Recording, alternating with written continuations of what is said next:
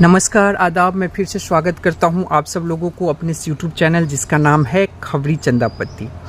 1980 में भाजपा के गठन के बाद से ही आडवाणी वो शख्स हैं जो सबसे ज़्यादा समय तक पार्टी के अध्यक्ष पद पर बने रहे। बतौर सांसद 3 दशक के लंबे पारी खेलने के बाद आडवाणी पहले गृह मंत्री रहे। बाद में अटल सरकार में 1999 से लेकर 2004 तक का जो अटल बिहारी वाजपेयी का सरकार हुआ उसमें वो उप प्रधानमंत्री बने। आडवाणी को बेहद बुद्धिजीवी, काबिल और मजबूत नेता माना जाता है, जिनके भीतर मजबूत और संपन्न भारत का विचार जड़ तक समाहित है। काफ़ी ज़्यादा इसके वो समर्थक थे। आडवाणी ने कभी राष्ट्रवाद के मूलभूत विचार को नहीं त्यागा। इसे ध्यान में रखते हुए राजनीतिक जीवन में वो आगे बढ़े और जहां ज़रूरत महसूस हुई वहां उन्होंने लचीलापन भी दिखाया था। डालते हैं उनके इस पूरे राजनीतिक सफ़र, बचपन से लेकर आज तक के जो उनका सफ़र रहा, उस पर एक नज़र। आडवाणी जी का जन्म 8 नवंबर 1927 को पाकिस्तान के जो अभी वर्तमान में सिंध प्रांत है वहाँ हुआ था। उनके पिताजी का नाम किशन चंद आडवाणी, माता ज्ञानी देवी। 1936 से लेकर 1942 तक कराची के सेंट पैट्रिक्स स्कूल में 10वीं तक की पढ़ाई की थी। क्लास में वो टॉपर आते थे। 1942 में राष्ट्रीय स्वयंसेवक संघ में शामिल हुए। 1942 में भारत छोड़ो आंदोलन के दौरान गुडमल नेशनल कॉलेज में दाखिला लिया था। 1944 में कराची के मॉडल हाई स्कूल में बतौर शिक्षक की नौकरी भी की लाल कृष्ण आडवाणी जी ने। 1947 में आडवाणी देश के आज़ाद होने का जश्न भी नहीं मना सके कि विभाजन के चलते उन्हें सिंध से अपना घर छोड़ कर के दिल्ली आना पड़ा था। कौन भूल सकता है उस पीरियड को। उन्होंने इस घटना को खुद पर हावी नहीं होने दिया और मन में इस देश को एक सूत्र में बांधने का एक संकल्प लिया था। ये थे लाल कृष्ण आडवाणी जी ने।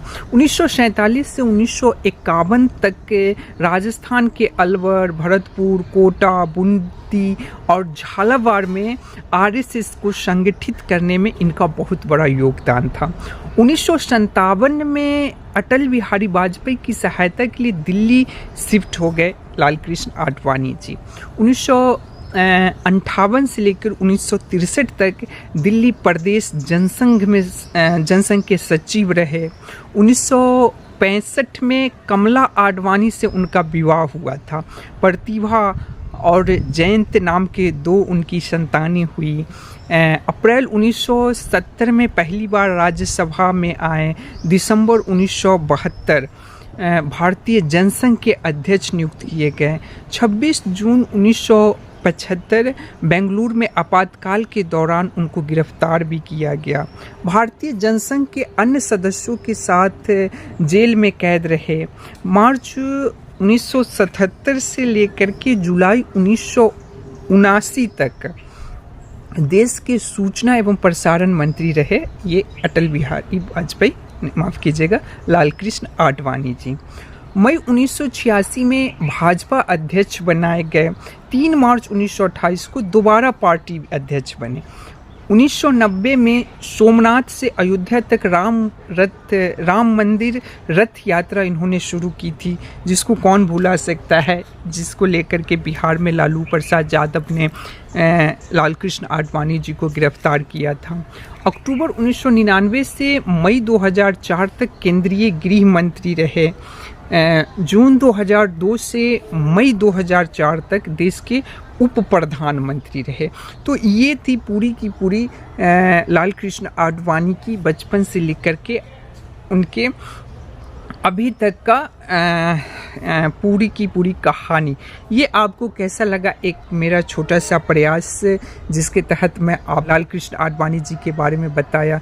अभी वर्तमान में भारत सरकार ने इनको भारत रत्न देने की घोषणा की है।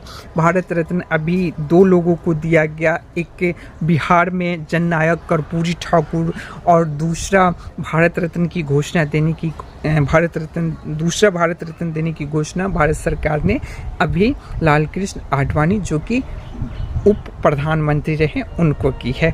तो उम्मीद करता हूँ आपको ये खबर अच्छी लगी होगी। अगर अच्छा लगा है तो लाइक कर दीजिएगा, अगर नए हैं तो सब्सक्राइब कर दीजिए। मैं हमेशा आप सब लोगों के लिए इस टाइप का वीडियो लाता रहता हूँ। धन्यवाद।